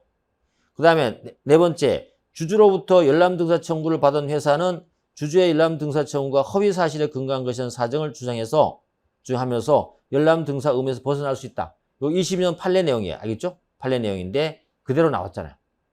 20년 판례에 대한 내용이에요. 20년 판례 알겠죠? 그대로 출제되었던 겁니다. 이해되고요. 혹시 여러분이 알아먹겠습니까? 알아먹어야 됩니다. 알아먹고 이제 보면 아유 이 그거구나 라고 느낄 수 있어야 돼요. 자, 하나 더 풀어보겠습니다. 상법상 주식 매수 청구권에 관한 다음 설명 중 가장 옳지 않은 것. 주식 매수 선택권이네요. 그죠? 주식 매수 선택권은 여러분 아시죠? 스톡 옵션, 주식 매수 청구권에 대해서 옳은 것 그랬네요. 옳지 않은 것. 1번. 회사는 정관으로 정하는 바에 따라 주식 매수 선택권은 정관에 있어야 되고 그 다음에 주총회 특별결이 있어야 되고 그죠? 그리고 마지막에는 뭐 해야 된다 그랬죠? 계약이 있어야 된다 그죠? 계약. 기억하라 그랬죠? 정관 특별결의 계약이 필요하다. 됐죠? 기여할 수 있는 회사의 이사 등에게 주식 매수 선택을 부여할 수 있다. 두 번째, 주식 매수 선택권은 주주총회 결의에서 주식 매수 선택권을 부여받을 자의 성명 등등을 띄어 행사 기간 등을 주주총회에서 결정합니다. 3번 가보시면 주총회에서 특정인에게 주식 매수 선택권을 부여하는 결의가 이루어지면 회사는 결의 내용에 따라서 주식 매수 선택권을 부여받은 자와 뭘 해야 된다 그랬죠? 계약 체결을 한다. 계약. 그래서 정관, 그 다음에 특별결의 거치고 그 다음에 계약 체결을 한다. 그런데 이렇게 정관의 특별결의에서 뭔가 정했잖아요. 근데 계약 체결하면서 행사 기간이라든지 일부를 어때요? 좀 다르게 정했다 하더라도 무효일까요? 아닐까요? 무효 아니라 그랬잖아요. 주식 매수 선택권의 본질적인 내용이 벗어나지 않으면 괜찮다고 그랬잖아요. 그죠? 예, 그런 내용인데 그러면 4번 가볼게요. 4번이 이제 답이 되겠네요. 회사가 주식 매수 선택권 부여에 관한 계약을 체결하면서 주총회 결의에서 정한 주식 매수 선택권의 행사 기간 등 일부를 변경했다.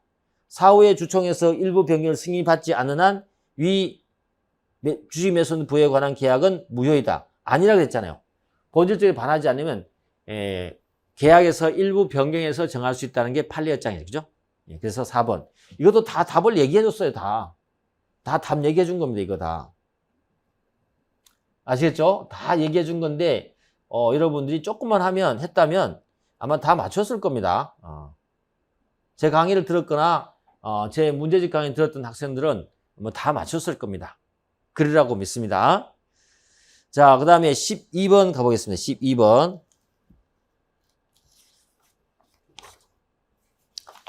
자, 12번에 가보면 다음 설명 중 가장 옳지 않은 것 그랬네요. 옳지 않은 것. 1번. 회사 성립 후 신주 납입 기일로 6개월이 경과한 경우는 주권 발행 전 주식도 양도할 수 있잖아요. 그전에는 양도하더라도 회사에 효과가 없지만 6개월 지나면 가능하죠. 양도할 수 있고. 근데 어떻게 양도합니까? 교부를 하지 않고 주식이 없으니까 의사표시만으로 양도한다 그랬죠? 의사표시만으로 양도할 수 있고 그 주식 양도 계약이 해제되면 계약의 이행으로 이전된 주식은 당연히 복귀한다 그랬죠. 뭐 주식을 넘겨준 게 없으니까 말로서 그냥 양도하고 말로서 바로 넘어온다는 뜻이에요. 두 번째, 회사 성립 후 신주 납입 기일로 6개월이 경과한 주권 발행 전 주식에 대한 양도 청구권이 만약에 가압류됐다. 법원은 가압류의 해제를 조건으로 하지 않은 한 주권 발행 전 주식의 양도 청구를 인용해서는 안 되지만 가압류의 제3채무자가 채권자의 지위를 겸하는 경우는 그렇지 않다. 겸하는 경우도 동일하다고 요 판례 얘기해 줬잖아요. 요 판례. 제가 설명했잖아요. 21년 판례인데 설명해 줬잖아요. 여기 좀 어려운 거라 그러면서 설명을 다 해드린 겁니다. 그림 그려가면서 다 설명했잖아요. 정말 모른 척 하시면 정말 서운해요. 아시겠죠? 그러면 너무 안 한 거거나 아니면 뭐죠 익숙하지 않아서 그럴 수 있겠는데 모른 척 하면 안 돼요. 거의 답을 다 얘기해 줬던 거잖아요. 우리끼리.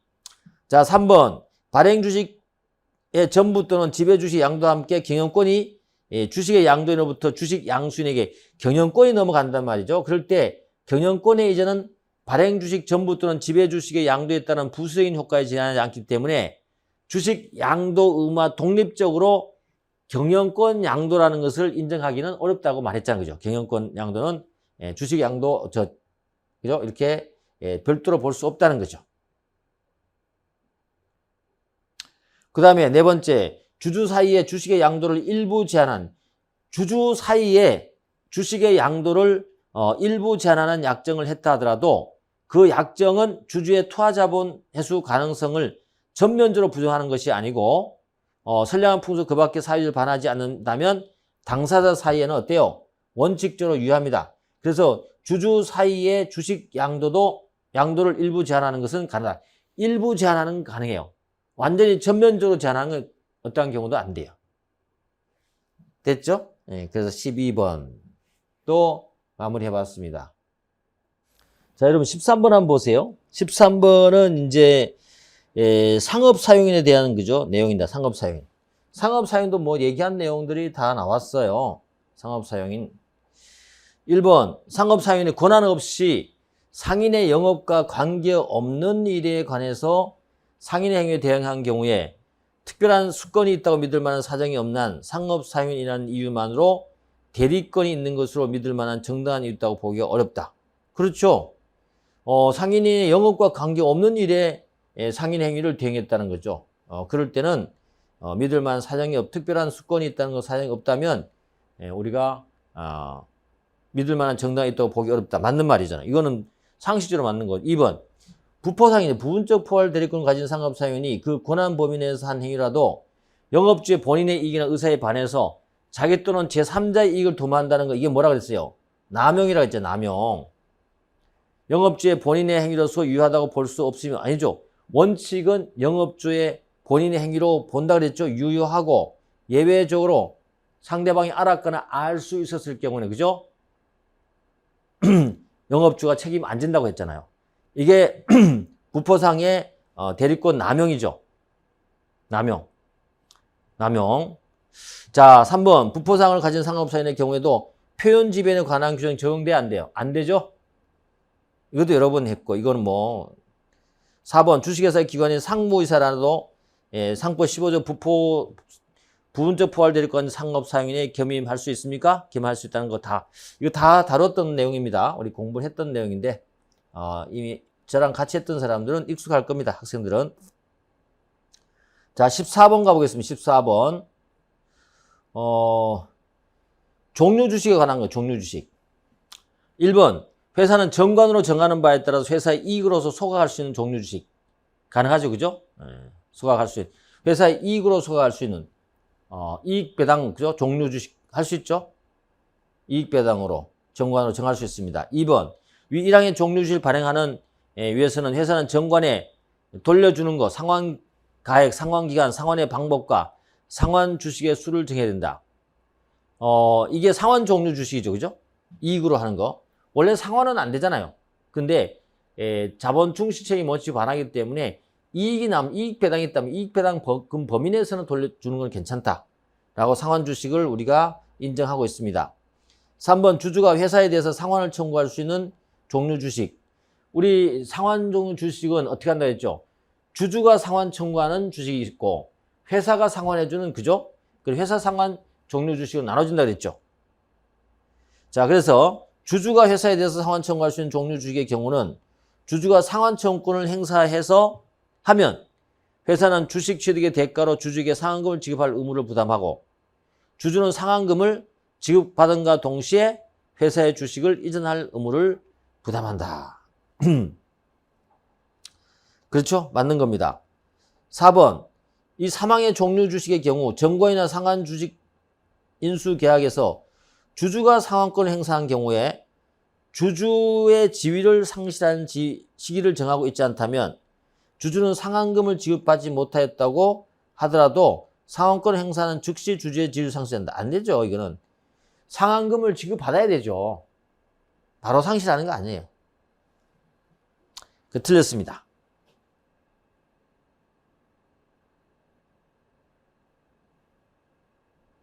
자, 그 다음에 15번 한번 가볼게요. 상법상 소수주주의 대표성. 소수주주의 대표성에 관한 설명이 옳지 않은 건. 그건 주주 대표소송을 말하는 거잖아요. 주주 대표성. 주주 대표성 한번 가보겠습니다. 옳지 않은 것. 1번 발행주식 총수의 100분의 1 이상에 해당되는 주식 가진 주주가 할 수 있죠? 이사의 책임을 추궁하기 위해서 소재기 청구할 수 있다. 맞습니다. 2번 이 1항의 청구는 이유를 기재한 서면을 해야 된다. 맞죠? 3번 적법한 대표성을 제기한 주주의 보유 주식이 제소 후에 100분의 1 미만으로 감소했다. 감소하더라도 원고 적격이 유지됩니까? 유지된다. 그죠? 그래서 감소하더라도 한 주라도 보유만 하고 있다면 제소 효력에 영향이 없다. 그죠? 그러면서 우리가 요거와 좀 비교해야 될 게 하나 있다 그랬죠? 뭡니까? 회계장부, 열람등사청구권, 소수 주주권인데 몇 프로? 3%잖아요. 그죠?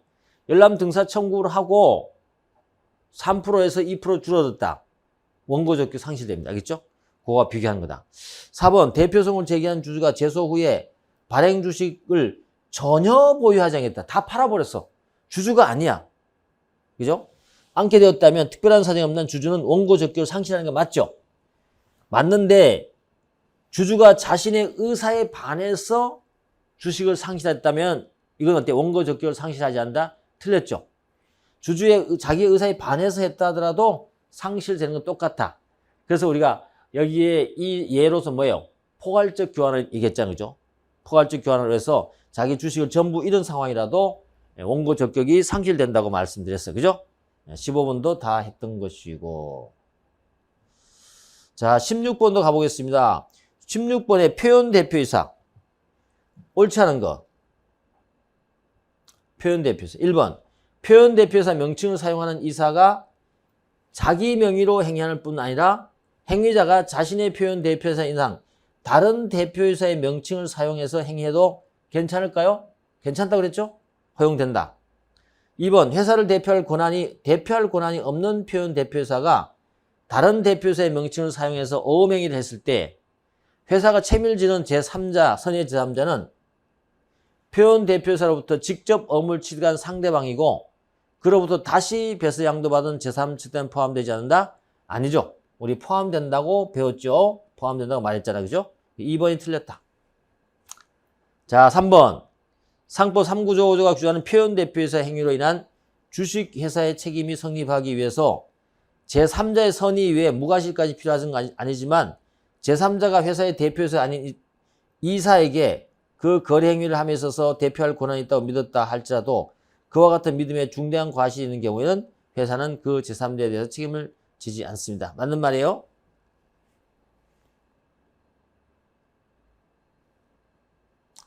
자, 4번 가봅니다. 격리 담당이사 또 나왔네요. 격리 담당이사는 회사를 대표할 권한이 있는 것으로 인정될 만한 명칭에 해당된다고 볼 수 없다고 얘기했죠? 됐습니다. 자, 그 다음 17번 가볼게요. 우리가 17번에 이사 등과 회사 간의 거래. 이사 등과 회사 간의 거래. 다시 말해서 이사의 자기 거래하고 옛날에 표시했죠? 이사 등과 회사 간의 거래에 관한 설명 중 옳지 않은 것. 가보시면 1번. 이사가 자기 또는 제3자의 계산으로 회사와 거래하기 위해서는 미리 이사회에 해당 거래에 관한 중요한 사실을 밝히고 이사의 승인을 받아야 된다. 맞는 말이죠? 아주 정상적인 말입니다. 요 미리가 법이 개정돼서 들어온 거죠. 그래서 사전에 승인 받아야 돼요. 2번, 위 1항의 이사의 승인은 이사 과반수 출석과 출석이사의 3분의 2 이상의 수로 해야 된다. 이사 과반수 출석과 그렇습니까? 아니죠. 이사의 승인은 그냥 이사 3분의 2 이상의 수로 하는 거죠. 이 과반수 출석이사 이거 없어요. 이사 전원의 3분의 2. 이사 전원의 3분의 2 때문에 2번이 틀렸습니다.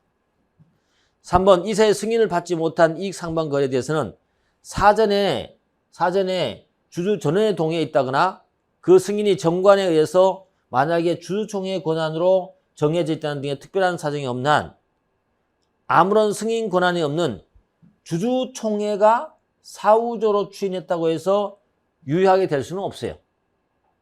왜 그러냐면 이 이사회 승인은요. 이사회 정권사항이에요. 정권사항이고 만약에 정관의 주주총회로 권한으로 하던가 아니면 사전에 주주 전원의 동의를 얻을 때는 예외적으로 가능하지만 이사회 정권상이다. 맞는 말이에요. 네 번째, 회사에 대해서 채권을 가지고 있는 대표이사가 회사에 보관하고 있던 거. 이것도 여러 번 얘기했잖아. 여러 번 나왔던 겁니다. 회사에 보관하고 있는 돈을 자기의 채권에 충당한 거죠. 원래 갚아야 될 돈이기 때문에 이거는 이사 등과 회사의 간의 거래로서 이사회 승인을 받을 필요가 없다고 하는 얘기입니다. 알겠죠? 자기 거래에 해당되지 않는다. 자, 그 다음에 18번을 가보겠습니다. 18번 가보시면 다음 설명 중 옳지 않은 것. 1번. 갑회사와 을회사가 기업의 형태, 내용이 실질적으로 동일하고요. 내용이 갑회사는 을회사의 채무를 면탈할 목적으로 설립된 것으로서 갑회사가 을회사의 채권자에 대해서 을회사와는 별개의 법인격을 가진 회사라는 주장하는 것. 이게 뭐예요? 법인격 남용이잖아요. 시의성실 원칙에 반하거나 법인격을 남용하는 것으로 인정되는 경우에도 소송 절차, 법인격이 남용되는 실체적인 효과가 있다 하더라도 소송 절차나 강제 질병 절차는 실체법적 쟁송에 대한 기판력이 미치지 않는다 그랬죠. 그렇죠? 그래서 을회사에 대한 판결의 기판력 및 집행력의 범위를 갑회사에까지 확정하는 것은 허용되지 않아요. 실체 판결을 받았다 하더라도 집행 절차는 별도로 거쳐야 된다. 그렇죠? 2번. 설립 중의 회사가 성립하기 위해서는 정관이 작성되고 발기인이 적어도 한 주 이상의 주식을 인수할 것을 요건으로 한다. 그죠? 요건을 한다.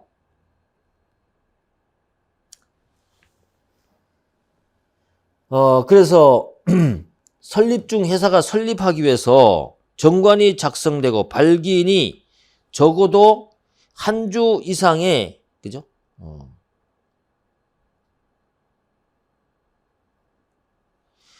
한 주 이상의 가장 옳지 않은 건데, 설립 중 회사가 성립하기 위해서 정관이 작성되고 발기인이 적어도 한 주 이상의 주식을 인수하였을 것을 요건으로 한다. 성립하기 위해서. 그 다음에 3번, 2번 놔두고 가볼게요. 설립 중 회사로서 실체가 갖추어지기 이전에 발기인이 취득한 권리 의무는 어떻게 될까요? 설립 중 회사에 넘어가요, 안 넘어가요? 구체적 사정에 따라서 우선 발기인이 개인 또는 발기인 조합에 귀속되었다가 특별한 이전 행위 없더라도 설립 후에 회사에 귀속하게 된다. 이게 무슨 말이에요? 자, 보세요. 3번 한번 3번. 설립 중 회사의 실체가 갖추어지기 이전에 발기인이 취득한 권리 의무는 구체적 사정에 따라서 우선 발기인 개인 또는 발기인 조합에 귀속되는 거 맞죠? 귀속되고 특별한 이전 행위가 없더라도 설립 후에서 귀속된다? 이거는 아니죠. 이거는 아니에요. 다시 말하면 설립 중 회사 실체가 갖추어지기 이전에 발기인이 취득한 권리 의무는 이거는 발기인들의 개인적인 그죠? 채무가 되는 거, 조합의 채무가 되는 것이고 나중에 설립 중 회사에 넘어가려면 어때요? 별도의 이전 절차를 거쳐야 돼요. 알겠죠? 그래서 실체가 갖추고 난 다음에 설립 중 회사가 한 것에 대해서는 회사 성립되면 그대로 넘어가는 것이 인정되지만 알겠죠? 예, 그런 겁니다. 그래서 여기는 답이 3번이 되겠습니다. 알겠죠? 3번이 된다. 답이 3번.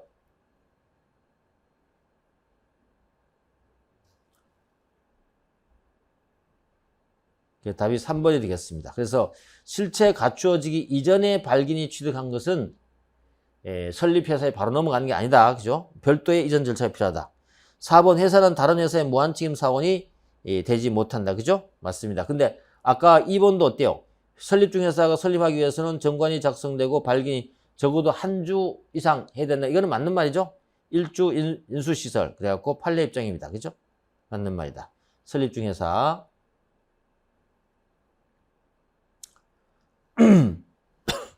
자, 19번 가보겠습니다. 주식회사 설립 등기다.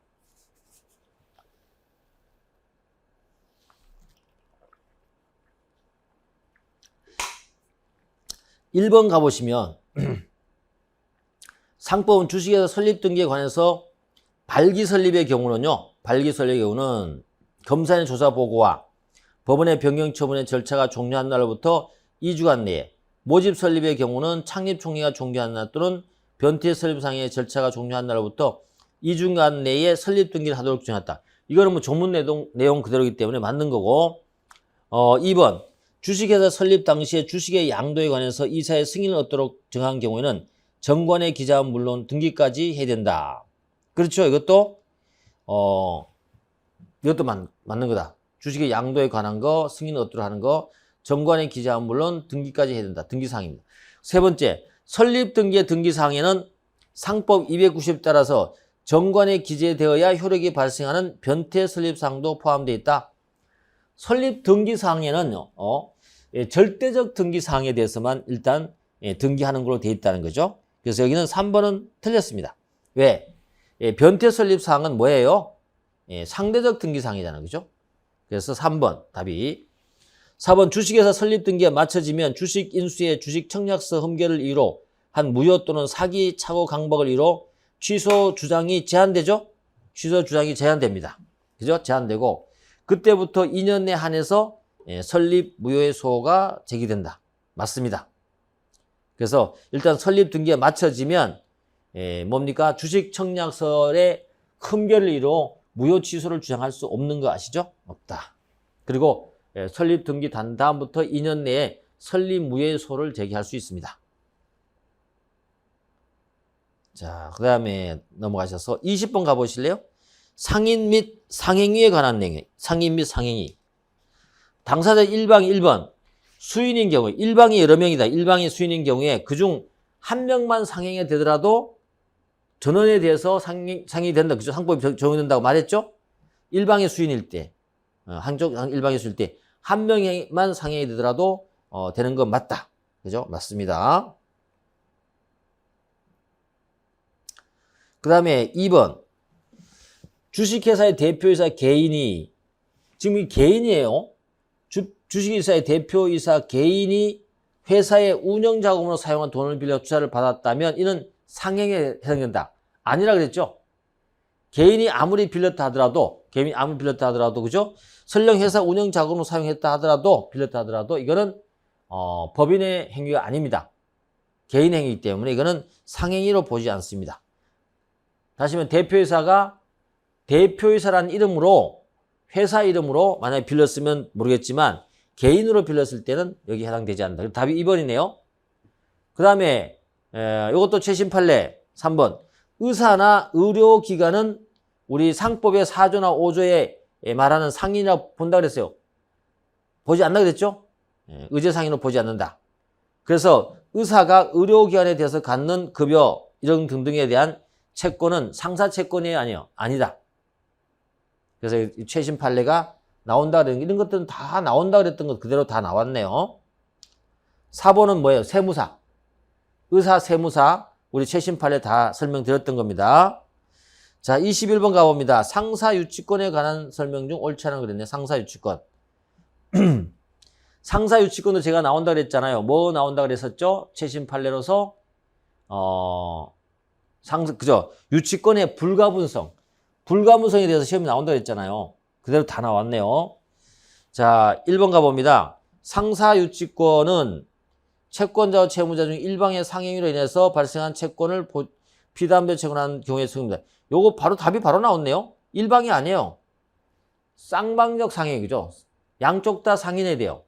자, 쌍방적 상행위가 적용되는 두 가지 뭡니까? 상사매매 특식, 그 다음에 유치권. 알겠죠? 여기에서 1방이 틀렸습니다. 그래서 1번 답이 나와버렸네. 2번 상사유치권 특약으로 배제할 수 있고 이러한 상사유치권 배제 특약은 묵시적 약정 가능하다. 3번 상사유치권은 민사유치권과는 달리 피담보 채권이 목적물에 관하여 생길 필요가 없죠. 그죠? 개별적 결론성을 요구하지 않잖아요. 그렇지만 유치권의 대상이 되는 물건은 누구 물건이 돼요? 채무자 소유 물건이 된다 그랬죠? 3번 맞아. 4번 상사유치권의 유치물은 그 각 부분으로서 피담보 채권의 전부를 담보하고 이와 같이 유치권의 불가분성은 목적물이 분할 가능하거나 수개의 물건인 경우에도 그대로 적용된다. 그래서 유치권의 불가분성은 상법에도 그리고 상행위에도 그대로 다 적용된다. 그 마지막에 나왔던 게 22년 판례, 새 판례 나온다고 했던 거고요. 자, 22번 가보겠습니다. 주주총회에 관한 내용이네. 22번 주주총회에 관한 설명이다. 1번 가봅니다. 주총회 소집은 상법에 다른 규정이 있는 경우를 제외하고는 이사회가 결정한다. 주총회 소집 누가 한다고요? 이사회가 이를 결정한다. 맞습니까? 맞아요. 자본금 총액이 10억 원 미만의 회사는 주주 전원의 동의에 있는 경우는 소집 절차 없이 주총회 개최할 수 있습니까? 이것도 맞아요. 그 다음에 발행 주식 100분의 3 이상에 해당한 주식을 3% 가진 주주는 회의의 목적사항과 소집의 이유를 적은 서면으로 감사에게 제출해서 임시총회 소집을 청구할 수 있다. 그런가요? 감사에게 청구하나요? 우리 주총회 소집할 때 소집할 때 누구한테 청구합니까? 이사회, 그죠? 이사회. 그래서 여기는 감사가 틀린 겁니다.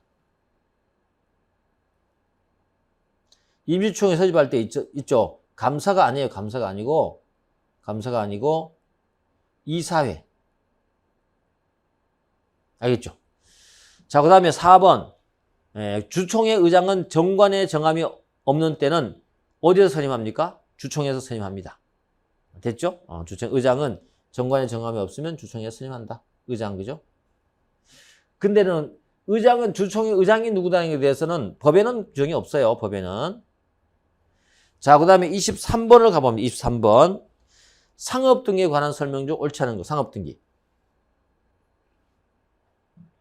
1번. 본점 소재에 등기할 사항은 다른 규정 없으면 지점 소재에도 등기된다. 2번. 상법에 의해 등기할 사항은 이를 등기하지 않으면 선의의 제3자에 당하지 못한다. 맞죠? 등기하지 않을 때 등기 전에 효력. 3번. 이 항에서 제3자에는 조세권에 기해서 조세 부가처분을 하는 경우에 국가도 포함된다. 여기 우리 법에 나온 제3자는요, 힘의 우열이 있는, 그죠? 국가는 해당되지 않아요. 대등한 당사를 생각합니다. 대등한 당사자. 그죠? 그래서 이게 국가는 포함되지 않습니다. 이건 여러 번 나왔던 거. 답이 3번이네요.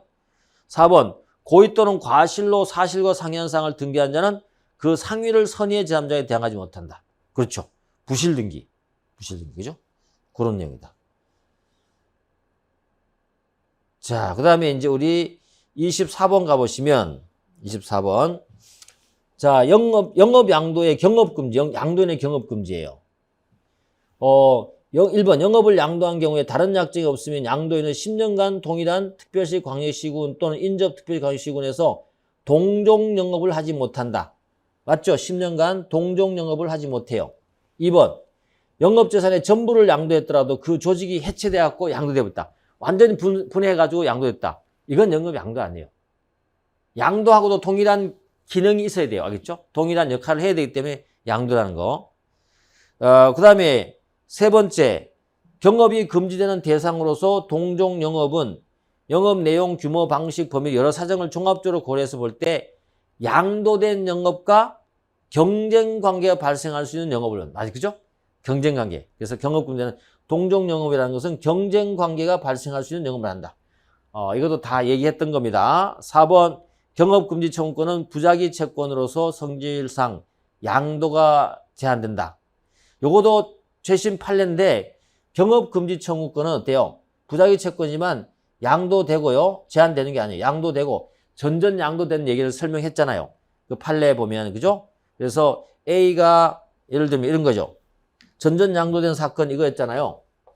A가 커피숍을 한다. 그래서 B에게 양도했다. 그쵸? 그럼 A는 뭐죠? 경업을 하면 안 되죠? 경업 금지 의무를 부담하죠. 그죠? B는 경업 금지 청구를 할 수 있잖아요. 청구권이 있잖아요. 그죠? 청구권. 경업 금지 청구권이 있단 말이에요. 근데 B가 누구에게? C에게 양도하고 C가 D에게 양도했어요. 알겠죠? 이 커피집을요. 양도했을 때 이 경업금지 의무, 경업금지 청구권 있죠? 이게 이렇게 양도되냐 이 말이에요. 양도된다는 거죠. 전전 양도된다는 거죠. 근데 이 사안에서는 뭐였어요? A가 이렇게 커피점을 양도해놓고 그 옆에다가 다시 이 커피점을 만들었단 말이죠. 그래서 A는 어때요? B에게 넘겨줄 때는 안 했었는데 이게 전전 양도되니까 주인이 바뀌니까 어때요? 커피점을 만들어서 자기가 운영했다. 그럴 때 이 D가 어때요? 이 경업금지 청구권을 양도받은 거라서 금지 청구권을 행사할 수 있나 이 말이에요. 가능하다. 그렇잖아. 가능하다. 그죠? 그 판례였던 건데 답이 이렇게 아주 쉽게 나왔네요. 나왔던 겁니다. 이해되시죠? 하여간 뭐 100% 제가 다 맞췄어요. 다 맞춘 겁니다. 다 맞춘 거니까 여러분들이 뭐 맞췄다고 또 말하기 좀 그렇지만 하여튼 간에 제가 얘기한 거 다 나오고 내년에도 똑같고 그렇습니다. 나올 것 제가 뻔히 알고 있습니다. 알고 있으니까 여러분들이 제 말을 알아먹을 정도로 그죠? 이해를 하고 반복하시면 된다는 걸 말씀을 드리고요.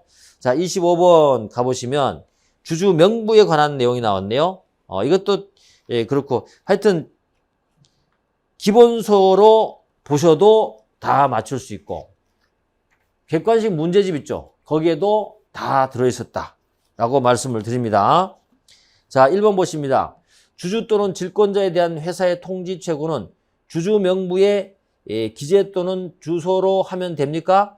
그러면 면책되는 거 아시죠? 면책된다는 거죠. 면책조항.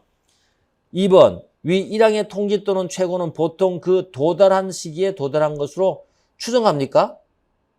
그렇습니까? 도달한 것으로? 우리는 어때요? 도달한 시기에 통지 최고는 추정하는 것이 아니고 간주한단 말이에요. 간주. 도달한 것으로 본다. 알겠죠? 도달한 것으로 본다. 간주예요. 간주. 그래서 2번 바로 틀렸습니다. 3번 특별한 사정이 없는 한 주주 명부에 적법하게 주주로 기재되어 있는 자는 회사에 대한 관계에서 주주권을 행사할 수 있다. 그렇죠. 기재된 자, 주주 명부에 기재된 자가 당연히 행사할 수 있는 거고 4번 주주 명부의 기재는 주식 이전의 효력이 발생 요건이 아니죠. 주주 명부가 기재됐다고 주식 이전 되는 거 아니에요. 주식의 이전의 효력 발생 요건은 뭘까요, 여러분? 주권의 교부다, 교부. 알겠죠? 주권의 교부. 주권의 교부가 바로 효력 발생 요건이 되는 거예요. 이해되셨죠? 자, 그렇게 해서 이제 우리가, 올해 출제된 문제를 여러분하고 다 풀어봤습니다. 제가 설명하니까 좀 더 와닿긴 하죠? 아는 척 하신 거죠? 다 되는 거죠? 뭐, 말씀드렸던 건데, 좀 생각 안 날 수도 있었습니다만은, 하여튼 여러분들이, 하여튼 뭐, 저랑 공부하시면 상법에 대해서는 걱정 안 하셔도 된다. 정말로. 상법에 대해서는 전혀 걱정하지 마시라. 그래서 만약에 1년 커리큘럼이 있다면 어때요? 쭉 따라오면서 몇 번 반복하면 다 맞출 수 있어요. 아마 이번 저랑 공부하신 분들은 아마 조금 하신 분들은 거의 다 맞췄을 겁니다. 맞췄을 것이고 저랑 공부 안 하신 분들은 몰라. 나는 잘 모르지만 하여튼 상품만큼은 법원지의 상품만큼 여러분들이 저한테 맡겨놓으시면 책임지고 보장해 줄 수 있다. 아시겠죠?